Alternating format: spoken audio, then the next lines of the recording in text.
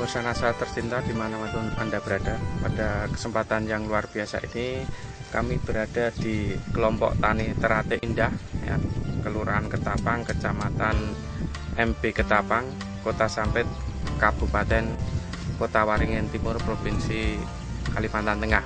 Di lahan ini dulunya adalah lahan yang populasi jamur fusarium itu sangat tinggi. Tapi dengan penggunaan produk NASA, salah satunya Clio, dengan produk-produk yang lain, ini alhamdulillah tanaman cabai ini sudah tahan terhadap layu fusarium, dan hasil cabainya itu juga sangat luar biasa. Lahan ini luasnya berapa, Pak? Luasnya ini kata orang sini ini 1,5 borongan, Pak. 1,5 borongan, berarti sekitar 500 meter persegi ini ya? Dalam batangnya ini 800 batang. Jumlah pohonnya? Jumlah pohonnya 800 pohon. Ya. Kemudian jenis cabainya apa nih, Pak? Wibawa, Pak. Wibawa ya? Yang dari awalnya memang saya kasih Super NASA, Pak. Hari setelah tanam, terus itu kira-kira umur 2 minggu saya kasih POC NASA. POC NASA sama hormon.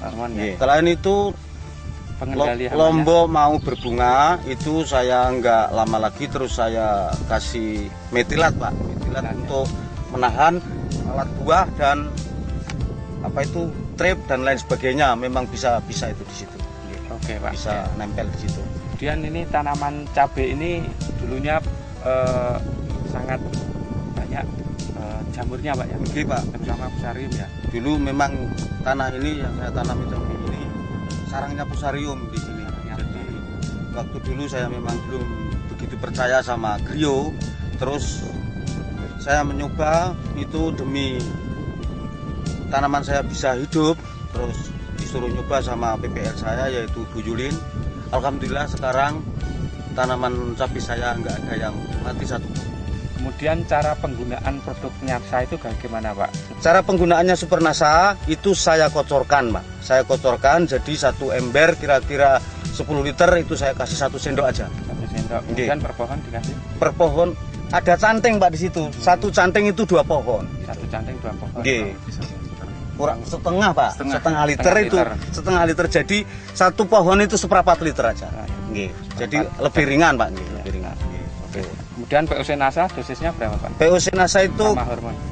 POC NASA itu, Pak, kalau tangki saya itu cuma 10 liter, tak kasih 2 tutup aja. 2 tutup. Hormonnya? Hormonnya tak kasih 1 tutup. 1 tutup. Ya. Itu disemprotkan berapa? Disemprotkan, Pak. Disemprotkan setiap 4 hari sekali, Pak. 4 hari sekali ya. Selama 4 minggu, terus lepas itu 1 minggu sekali sampai sekarang ini 1. Clio-nya itu memang saya aduk dengan tai ayam itu kira-kira ya 25-30 kilo satu bungkus. Itu saya aduk mateng-mateng, terus itu saya simpan. Waktu itu memang luar biasa, Pak. Ada 7 bulanan saya nyimpan itu. Karena saya sudah kadung kesal terong dan tomat yang diserang fusarium tadi itu, jadi saya kasih matang betul-betul Clio ini. Lepas itu terus saya cangkul, lepas saya cangkul, Clio tadi saya taburkan merata. Sekarang alhamdulillah bisa nggak ada yang mati. Gitu. Jadi saya sekarang sangat-sangat percaya akan adanya Clio untuk menanggulangi fusarium. Memang nyaman sekali, Pak, karena waktu dulu saya harapkan lombok saya ini 3 on per kilo karena tanahnya ini sudah dikatakan tanah sarang fusarium. Ya ternyata sekarang saya melihat ini insya Allah bisa 5 on sampai 8 on per pohon. Ya kalau insya Allah nanti dapat 8 on, insya Allah sudah banyak, Pak, hasil. Kemudian dari pertumbuhan tanamannya bagaimana, Pak? Bagus, Pak. Ya? Bagus. Ya ternyata sekarang ini aja bisa dilihat kan pupus-pupus daun ini kan. Pupus daun ini setelah dan itu, Pak, penggunaan KCL dan penggunaan Ponska memang cuma KCL dan Ponska itu sangat irit sekali. Biasanya kalau ini mungkin 2-3 sak itu habis, Pak. Ini baru habis 1,5 sak yang 20. Kemudian dari sisi serangan hama penyakit ya, terutama untuk fusarium itu juga berkurang sekali Pak ya. Yang nggak berkurang, memang nggak ada. Hampir Memang dikatakan nggak sudah nggak ada Nggak ya ada, Pak? nggak ada. Luar biasa ini. Nggak ada Pak. Yang alhamdulillah dan lelat buahnya ini ya. Mitra Nasa di sini juga hadir pengelola kelompok tani Teratai Indah ya. Jadi sejak menggunakan Nasa ini, kita melihat petani ini yang pasti panennya lebih banyak gitu. Terus tanamannya sehat-sehat, hama dan penyakitnya pun bisa ditekan sekecil mungkin gitu.